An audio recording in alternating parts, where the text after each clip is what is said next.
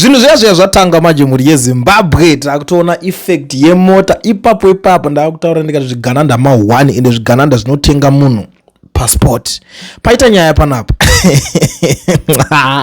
havafana akakwana but anyways ndiri kuti this is the end of the road for kuda kwacho Tagwirei because Tagwirei achaona moto, Tagwirei achapukutwa, Tagwirei achagezwa kuseri nekuseri. Rutendo kubva munguva yanzi uyautore mota abva atotanga kudedzera kuti zvoni we are told that President Mnangagwa is slowly beginning to distinguish his loyal allies from his backstabbers over Cape 3 as his confidence grows in Paul Tungwarara, who seems to be pushing Cape 3 on his own.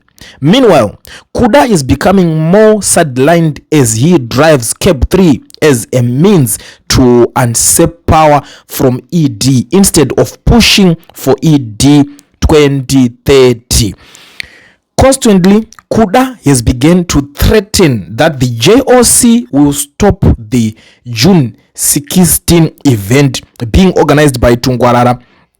Kuda has become overambitious and jealous over Tungwarara, who is simply serving his principle. It's becoming clear that Kuda has become the center of all ZANU-PF infighting and factionalism. Aizomboteka gatimboseka zvedu. Most of the times unoona kuti apokuwa namusukugina why munhu anga achitaura zvinhu zvese nguva yese abva why zita zongorova zi-U10 politics chigame chemakinori baba, chigame chemakinori, telefriend to telefriend kuti hanzi neni chigame chemakinori, it's a money game. Mukomana akabvira kudhara achitombosimbisana nevanhu ivavo and everyone knows that this Rutendo guy is from ZANU-PF. Most of the times Rutendo anenge atoti kuZimbabwe iwewe try it, taura zvaanotaura the same zvaanotaura izvozvo, try it, kuita mafollowers kuti anenge achikufollowa achitaura all the shit zvichitaurwa nemukomana wobva waenda muZimbabwe wobva wati ndapfuura nekuZimbabwe, uone kuti panodyiwa rinopisa here, uone kuti zvinopera mushe here kwauri ikoko. But anyway, ko ini ndinde gandadi regedzai timboshapura zvedu tichinzwawo kuti muchembera ava vari kuti kudi, because most of the times toti tikati rove tombonzwa kuti kumasero manga mainzwawo here nyaya, toti rove that ko kwamuri ikokoko manga mainzwawo here nyaya. Saka regedza timboti turu takadaiso. Mr. Kulenti, how are you?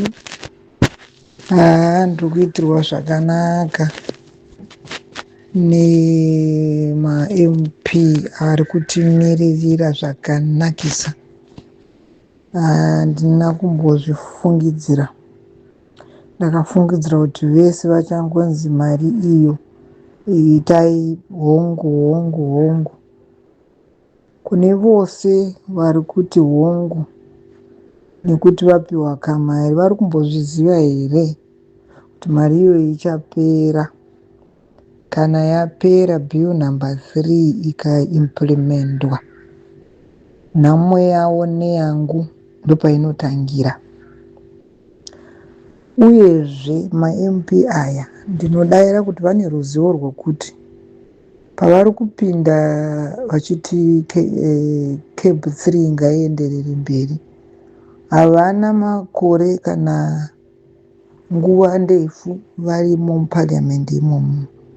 Muchange maakuuya zvisukururwa nehama dzaivo baba vachembera, ndo dzichange dzaamo mukati imomo, kana kuti kuchati Tagwirei achiuya nevake, Chivhaya achiuya nevake, Tungwarara achiuya iko katinaka kamwana kaTungwarara muchakaona katopindawo imomo katoo MP.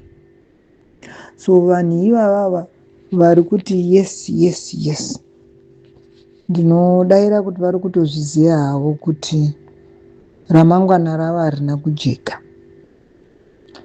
because patamira iko zvinezvi mubvunzo wangu woti ZANU-PF haidi vanhu vanovaita oppose. ZANU-PF haidi kunzwa munhu anoti this is wrong.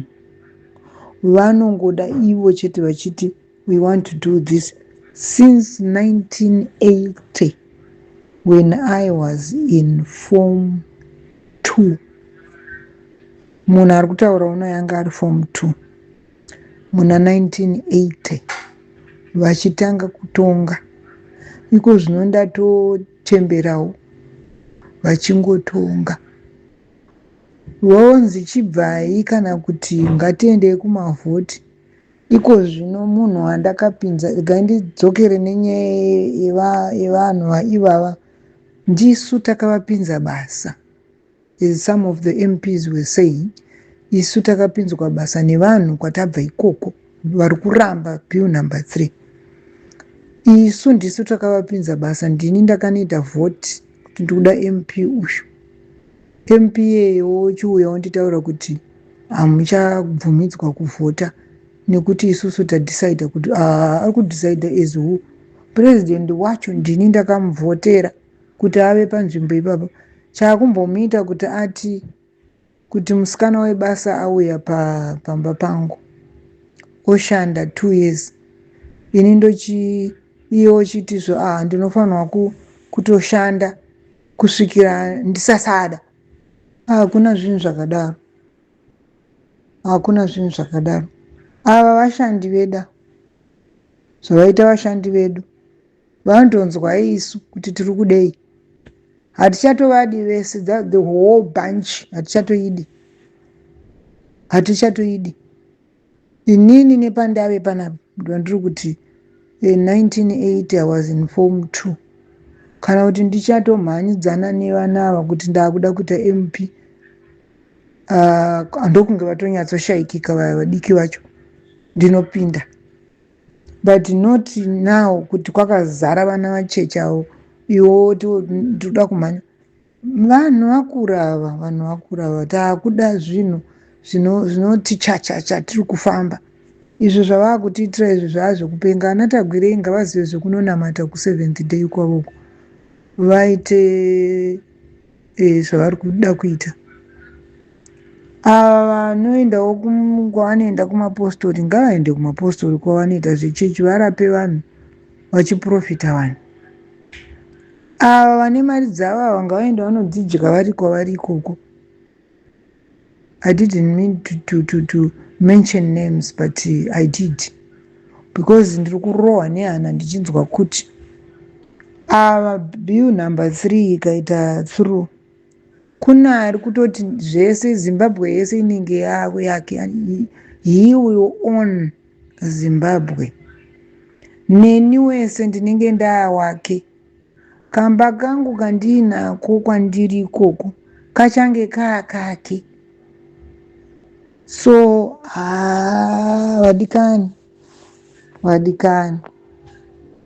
ngatinzwiranei tsitsi. Iko zvino vana vari kudzingwa, vari kubhuchwa kuSouth Africa, endai kumba kwenyu, endai kunyika kwenyu. Ukauya kuZimbabwe kwacho kuti ugadzirisewo Zimbabwe yacho wakutopinzwa mujeri. Saka hapana, vana vatsva kudumbu nekumusana.